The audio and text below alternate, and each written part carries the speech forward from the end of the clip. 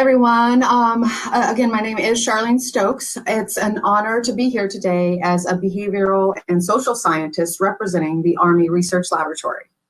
ARL is the corporate research laboratory for the Army's Combat Capabilities Development Command, and CCDC is strategically placed under the Army Futures Command.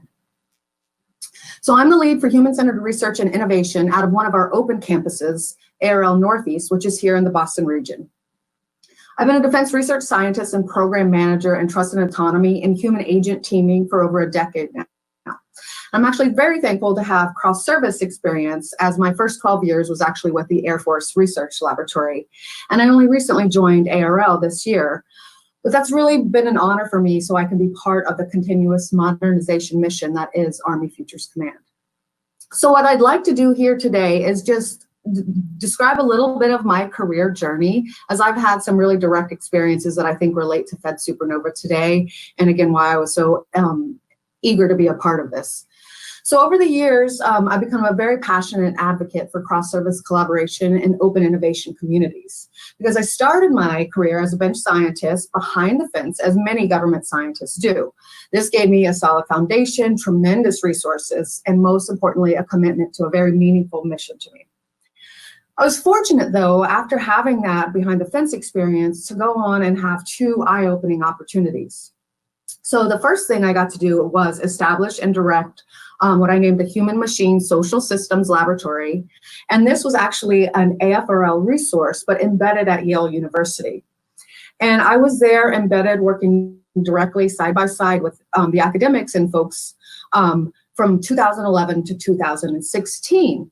And I started hearing some of the great innovation push coming out of OSD at the time. And then I decided I was so close to the Boston area, I wanted to see how we could start engaging that startup community a little bit more with some of our basic research programs at AFRL.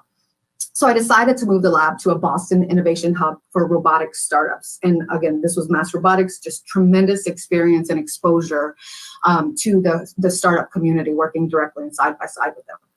So these direct embed experiences, both in academia and then also in the startup community, made me realize, again, the critical importance of that broad external engagement and those open innovation models.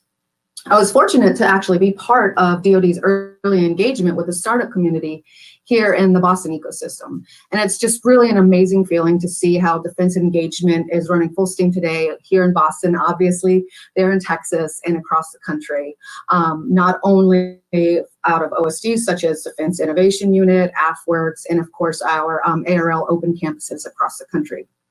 So again, I see these public-private partnerships as demonstrated by Fed Supernova that we're all joining today and the Center for Defense Innovation as a critical element for the modernization of defense science and technology, and in turn, the security and prosperity of our national tech and industrial base. So in an effort actually to improve our engagement and partnerships for these dual-use technologies that we're targeting here at ARL Northeast, we're excited to be developing a new consortium funding model, working in lockstep this time with our VCs and our private investment communities. And so, again, being part of this Boston ecosystem for a while and some of the earlier stages of DoD's engagement in this community, a large part of the focus, rightfully so, is on the higher TRL or technology readiness levels and getting that technology and those systems quickly transferred to the warfighter, soldier, what have you. But what I'm really interested in doing in one of our part of this program that we're spinning up here at ARL Northeast is how do we pair some of the rigor of the basic science programs coming out of ARL with some of those cutting edge technologies that we're finding. So again, working in lockstep with DIU, with AFWorks, again, that cross-service collaboration and really trying to pair all of our efforts together and work in unison in this innovation community. One of the ways, obviously, it's not only is it my personal background in human machine teaming, but the human sciences themselves are really a critical area that we can start plugging our focus in the Army and across the defense sciences. There's so much that goes into human sciences that doesn't always go into it on the commercial side from personal experiences. They're so quick to get some of that technology out there that we don't always apply the rigor of the social sciences behind. And again, from personal experiences with companies that I've worked with, that's what they've said. They've actually very much benefited from having my expertise in the human sciences to help improve their technologies. So again, we're developing this consortium model. It will most likely be a portfolio aspect where we can tap some of these critical priority areas. And I look forward to hopefully having the opportunity to answer any questions later on in the session in relation to ARL Northeast, or even that model in particular, because I'd really love to get feedback on how we can go ahead and start working a little bit closer with the private investment community versus both of us just going after the same startup communities. Again, how do we work together? So streamlining that process is one of our goals here.